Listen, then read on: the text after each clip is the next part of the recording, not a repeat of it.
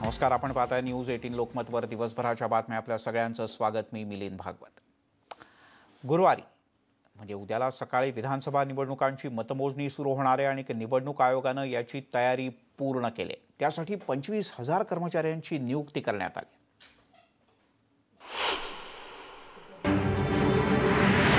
मतमोजणीसाठी यंत्रणा सज्ज. 25,000 कर्मचाऱ्यांची नियुक्ती. 2 लाख पोलिसांचा खडा पहारा.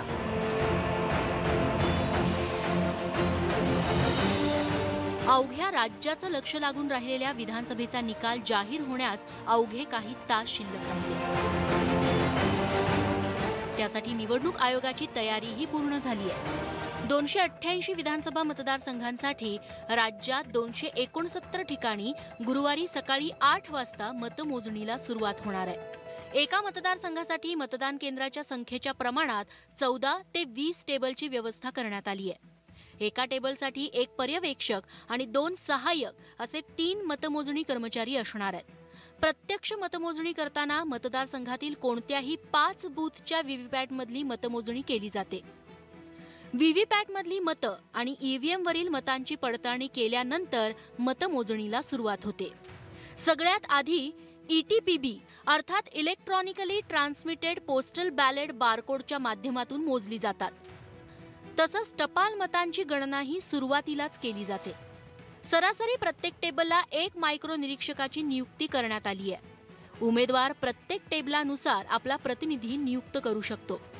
सुरक्षेच्या दृष्टिकोनातून स्ट्रॉंग रूम आणि मतमोजणी केंद्रामध्ये CCTV कॅमेरेही बसवण्यात आले.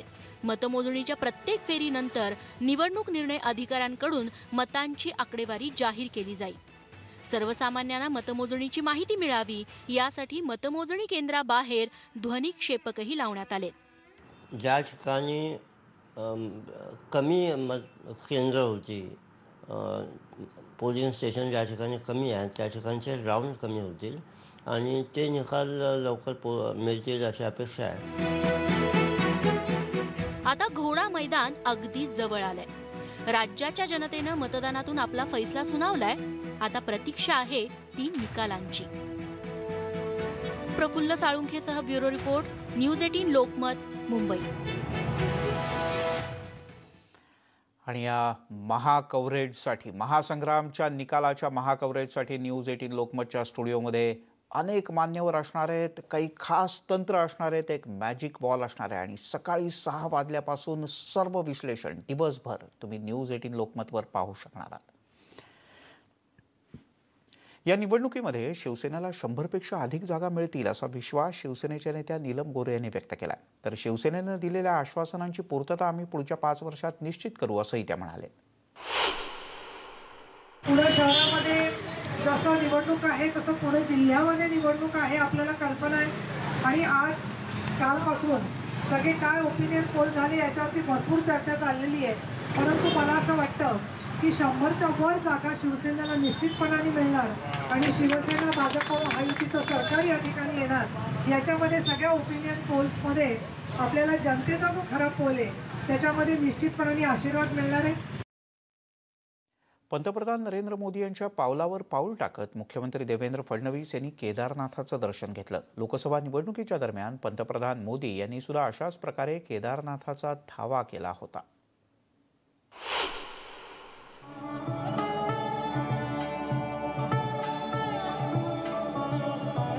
राज्याचे मुख्यमंत्री देवेंद्र फडणवीस बुधवारी सपत्नीक केदारनाथच्या चरणी लीन झाले. विधानसभा निवडणुकीच्या निकालाला काही तास उरलेले असताना फडणवीसांनी भोलेनाथाचं दर्शन घेतलं. विशेष म्हणजे आपल्या या दौऱ्याचे फोटो त्यांनी सोशल मीडियावर शेअर केलेत. मे महिन्यात लोकसभा निवडणुकीच्या दरम्यान पंतप्रधान नरेंद्र मोदींनी अशाच प्रकारे केदारनाथाचं दर्शन घेतलं होतं. त्यांच्या या देवदर्शनाची देशभर चर्चा झाली. आता त्यांच्याच पावलावर पाऊल टाकत मुख्यमंत्र्यांनीही निवडणूक निकालापूर्वी केदारनाथाचं दर्शन घेतलंय. गेले काही दिवस निवडणूक प्रचारात व्यस्त असलेल्या नेत्यांनी मतदानाच्या नंतर कुटुंबासोबत वेळ घालवणं पसंत केलं. तर मुख्यमंत्र्यांनी थेट केदारनाथ गाठलंय.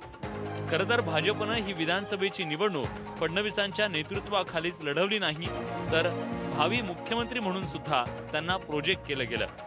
निवडणूक जाहीर होण्यापूर्वीच मुख्यमंत्र्यांनी महाजनादेश यात्रेच्या माध्यमातून महाराष्ट्रातलं वातावरण ढवळून काढलं होतं. आता एक्झिट पोलमध्येही भाजप शिवसेनेला घवघवीत यश मिळणार असल्याचा अंदाज व्यक्त करण्यात आलाय. गुरुवारी निवडणूक निकाल जाहीर होणार असून त्यापूर्वी मुख्यमंत्र्यांनी भोलेनाथाला कुठलं साकडं घातलं याविषयी मात्र सोशल मीडियावर चर्चा रंगली आहे. Bureau report, news 18 Lokmat. त्यामुळे भोलेनाथ नरेंद्रांना पावले, देवेंद्रांना पावणार का हे उद्याला दुपारपर्यंत कळेलच. दरवर्षीप्रमाणे याही वेळी पुण्यातल्या वाडेश्वर कट्ट्यावर सर्व राजकीय पक्षांच्या नेत्यांच्या गप्पांचा कट्टा रंगला. त्यात उमेदवार, पत्रकार आणि पक्षाचे प्रवक्ते हे सगळे सहभागी झाले होते. सगळ्यांनी अगदी हिरिरीने आपली मतं मांडली आणि मुख्य म्हणजे आपले अंदाजही मांडले.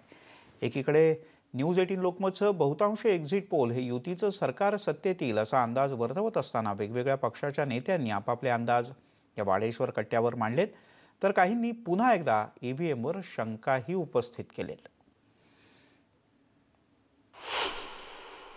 एकंदरीत पुणे शहरातलं वातावरण निश्चित कोणाला सांगता येणार नाही.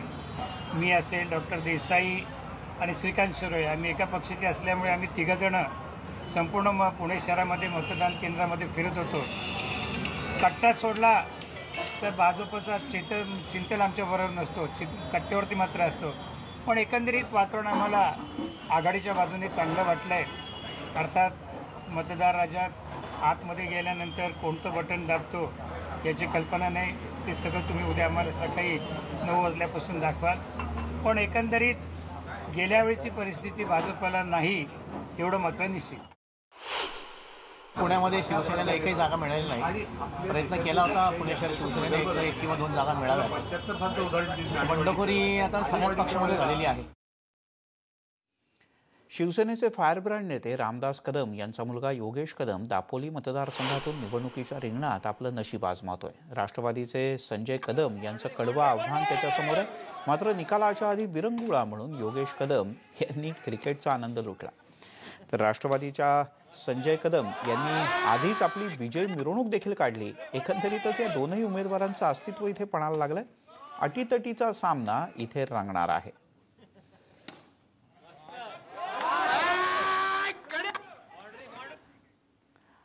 उद्या महाराष्ट्रातल्या जनतेचा अंतिम कौल महानिर्णय येणार आहे. पण असं असताना राज्यावर चक्रीवादळाचं सावट आहे. महाराष्ट्रावर चक्रीवादळाचं सावट घोंगावतंय ते प्रामुख्यानं 25 आणि 26 तारखेला म्हणजे शुक्रवार आणि शनिवार. राज्यामध्ये अतिवृष्टीसह चक्रीवादळाचा इशारा देण्यात आलाय.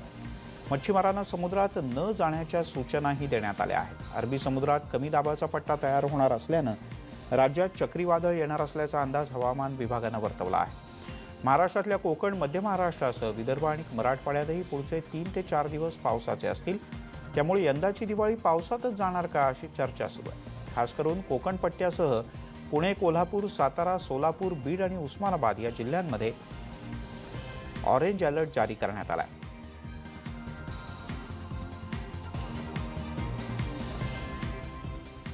यंदा पावसामुळे बळीराजाला मोठं नुकसान सहन करावं लागतंय. पावसामुळे पिकांचं अनेक ठिकाणी मोठ्या प्रमाणात नुकसान झाल्याचं दिसतंय. त्यामुळे बळीराजाची चिंता वाढली. आपण ही जी दृश्य पाहतोय महाराष्ट्रातल्या वेगवेगळ्या ठिकाणची, मनमाड, चाळीसगाव, रायगड, नंदुरबार या ठिकाणची ही दृश्य आहेत. आणि या सगळ्या ठिकाणी भातशेतीचं नुकसान झालंय. मनमाडमध्ये द्राक्ष बागांचं नुकसान झालंय. चाळीसगावमध्ये मक्याची शेती उभ्याची आडवी झाली. कोकणात बळीराजा पावसानं आता आर्थिक संकटात ढकलला जातोय की काय अशी भीती कोकणी माणूस व्यक्त करतोय. रायगडमध्ये कापलेला भात हा त्या सगळ्या भातात पाणी शिरलंय. त्यामुळे शेतपिकाचं नुकसान झालंय. तर काही ठिकाणी शेतकरी अधिकच चिंतेत आहे. नंदुरबारमध्ये शेतकऱ्यानं ज्वारी आणि कापसाचं पीक घेतलं होतं. त्याला पावसानं साथही दिली होती. मात्र या जाणाऱ्या पावसानं ग्रामीण आणि शहरी नंदुरबारला झोडपून काढलं आणि त्यामुळे इथेही शेतकरी चिंताग्रस्त आहे. एक छोटासा ब्रेक घेऊयात. दिवसभराच्या बातम्यांमध्ये ब्रेकनंतर राज्यातल्या अन्य काही महत्त्वाच्या बातम्या, काही केंद्र सरकारचे महत्त्वाचे निर्णय. पण सर्व प्रकारच्या ताज्या अपडेट्ससाठी news18lokmat.com या आमच्या वेबसाईटला लॉग ऑन करा.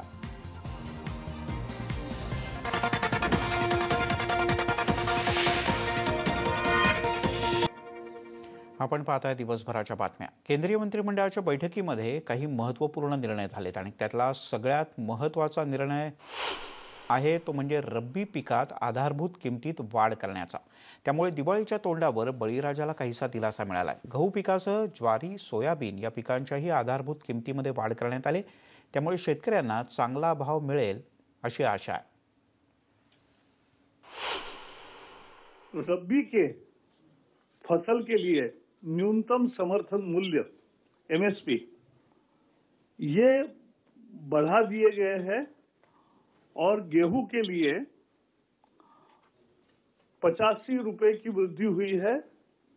लागत मूल्य से अब 109% ज्यादा कीमत गेहूं के लिए दिया है। जौ का कीमत अब 1525 होगी, यानी फिर 85 रुपए की बढ़त है।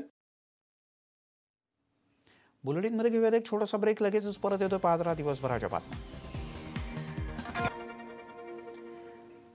आपण पाहताय दिवसभराच्या बातम्या। प्रचंड तोट्यामध्ये असलेल्या MTNL आणि BSNLच्या विलिनीकरणाला केंद्रीय मंत्रिमंडळाने मंजुरी दिली। दोनही कंपन्यांसाठी केंद्र सरकारने एकूण 69,000 कोटी रुपयांचं पॅकेजही तयार केलंय। यामध्ये दोन्ही कंपन्यांचं पुनर्भांडवलीकरण आणि 50% कर्मचाऱ्यांच्या संभाव्य VRS साठीची तरतूद यांचा समावेश आहे। या कंपन्या म्हणजे सरकारसाठी सामरिकदृष्ट्या सुद्धा महत्त्वाच्या आहेत, त्यामुळे त्यांच्या खाजगीकरणाचा प्रश्नच उद्भवत नाही असं केंद्रीय मंत्री प्रकाश जावडेकर यांनी स्पष्ट केलं आहे। या बुलेटिनमध्ये इथेच थांबूया। ताज्या बातम्यांचा ओघ न्यूज 18 लोकमतवर सुरूच राहील।